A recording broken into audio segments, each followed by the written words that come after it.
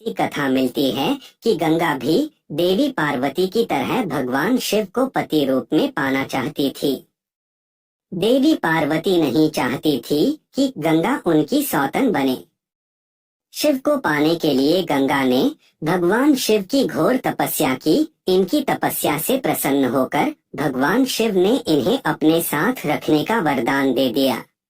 इसी वरदान के कारण जब गंगा धरती पर अपने पूरे वेग के साथ उतरी तो जल प्रलय से धरती को बचाने के लिए भगवान शिव ने उन्हें अपनी जटाओं में लपेट लिया। इस तरह गंगा को भगवान शिव का साथ मिल जाता है। एक बार शिव जी और माता पार्वती अपने निवास कैलाश पर्वत पर ध्यान में बैठे थे। शिव और शक्ति का यह सुंदर स्वरूप एक साथ बहुत सुंदर लग रहा था। एक तरफ जहां महादेव और महादेवी ध्यान मग्न थे, वहीं शिव जी के परम भक्त नंदी जी अपने प्रभु और माता की शोभा को निहार रहे थे। दोनों का यह सुंदर स्वरूप देख नंदी जी के नेत्रों से खुशी के आंसू बहने लगे। अपने भक्त की आंखों से बहते अश्रुओं का आभास जैसे ही महादेव को हुआ, उन्होंने अपने नेत्र खोले। उन्होंने देखा सामने ही हाथ जोड़े गंगा खड़ी थी। गंगा को देख महादेव हैरान होते हुए बोले, देवी गंगे आप? महादेव के वचन सुन गंगा बोली, हे प्रभु, आपके रूप को देखकर मैं आप पर मोहित हो गई हूँ। कृपा कर मुझे पत्नी रूप में स्वीकार करें। जैसे ही ये स्वर माता पार्वती के कानों में पड़े, वो हैरान हो गई। गंगा की ये बात सुनकर उनके नेत्र लाल हो गए और क्रोधवश वे बोल पड़ी,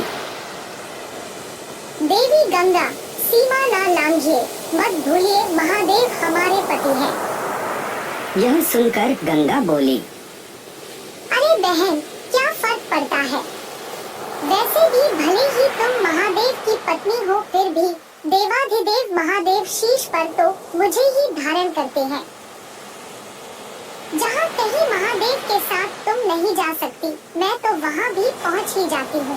गंगा की ये बात सुनते ही माता पार्वती के क्रोध का ठिकाना न रहा। उनका क्रोध से मुख भयंकर हो गया। गंगे, तुमने मेरी बहन होकर भी सीमा लांघी है।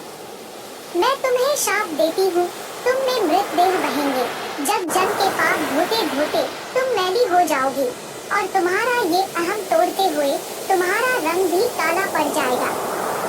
गंगा यह सुनते ही महादेव और महादेवी के चरणों में गिर गई। वो अपनी भूल समझ गई तथा महादेव और पार्वती से क्षमा याचना करने लगी। तब महादेव ने कहा, हे गंगे, यह शाप तो अब फलित होकर रहेगा, पर तुम्हारे पश्चाताप से प्रसन्न होकर हम तुम्हारे शाप से मुक्ति देते हैं। हे गंगा, तुम जनमानस के पापों से दूषित होंगी, पर संत जन के स्नान से तुम्हारा शुद्धि तुम्हें वापस प्राप्त होगी। इस प्रकार भगवान शिव ने माँ गंगा को आशीर्वाद दिया। इसके बाद से ही गंगा में स्नान से पाप धुलने लगे। तब से ही लोग गंगा में स्नान करने के लिए दूर दूर से आते हैं और भूल चूक में हुए पापों से मुक्ति पाते हैं।